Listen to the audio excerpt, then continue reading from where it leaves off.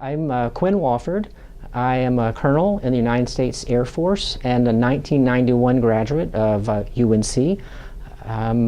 I have been in the Air Force for 23 years, and I am a regional affairs strategist, which is essentially an area specialist.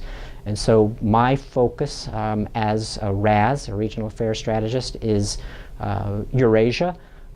So with that, I have been able to have assignments or deployments working in Russia, in Moscow, in Kiev, in Tbilisi, and tangentially for shorter times, Baku and Chisinau. So there have been many opportunities, as well as other opportunities to work with people from Eurasia in other areas too. So even if I was not in Russia or Ukraine or Georgia, I found opportunities to work with Russians and Ukrainians and Georgians and others, Uzbeks and Kazakhs, and folks from all over the place.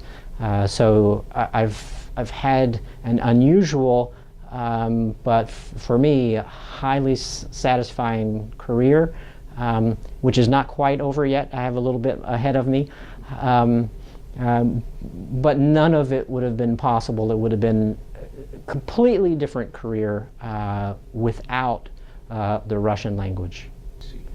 I came to UNC in 1987 and studied for actually 4.5 years. So I was an international studies major, and because of the requirement to take a second foreign language, I added Russian onto Spanish, which I had already been studying. And then, because of the opportunities that I had in studying abroad at UNC, I actually had enough credits in Russian that with an extra semester of studies here, I was able to get a double major. So I was double major international studies and Russian. Maybe it didn't make my career, but it definitely made my career what it has been. So I am an Air Force regional affairs strategist, which other services call foreign area officers. Essentially what that is an area specialist that comes with knowledge of the region, of the culture, and the language. And so with the language, I was able to find opportunities through the Air Force to gain experience.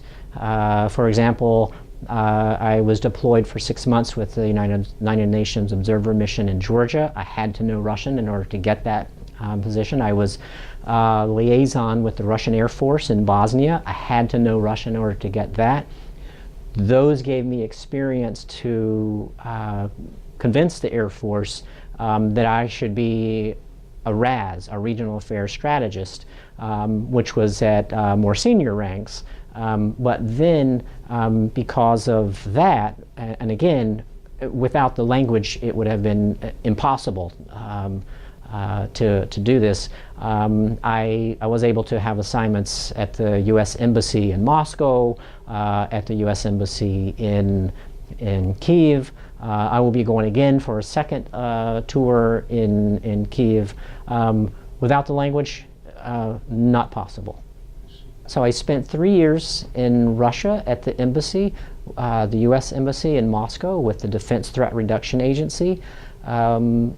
That agency, DITRA for short, was established through the Nunn-Lugar legislation, which came about after the breakup of the Soviet Union in order to help eliminate and secure weapons of mass destruction. And so what my job was, and the mission of our office was to work with Russia, with the Russian Ministry of Defense, sometimes the Ministry of Energy, but mostly the Ministry of Defense, to eliminate nuclear missiles, old nuclear missiles, so in compliance with international treaties, which we both had signed on to work with biological research institutes that use dangerous pathogens like smallpox, for example, to help them improve their security so that the possibility of some of these pathogens being taken out and fall into the hands of terrorists was decreased.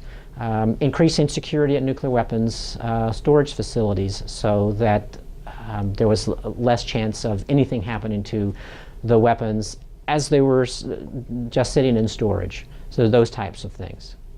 2005, Senator Lugar was looking forward to his retirement from the Senate, and he was looking for someone in the Senate who could carry the flag of cooperative threat reduction, which is the work that we were doing there. And he brought then Senator Obama to Russia in order to see the work that we were doing. And so it was a pleasure to receive them and work with both of them and to escort them out to one of the biological research institutes in Russia where we had projects working to help them improve their security. Studying Russian, not only Russian, but Russian specifically at UNC really changed the direction of my life. I already knew, or maybe I should correct that and say it focused the direction of my life. So I already knew that I wanted to do something in the international arena, but that's pretty big and pretty vague. I didn't know what I wanted to do. But the opportunities that I had studying here at UNC, the professors that I had, of course this was a long time ago, so most of those have already moved on. A few are still here, but most of those professors who were here really helped me in advising and things that I should be thinking about and looking at, and then the study abroad programs where I was able to go to Russia, to the Soviet Union, meet the Russian people, and really learn the culture, the language, and then to bring that back with me in my continued studies here at the university in Chapel Hill.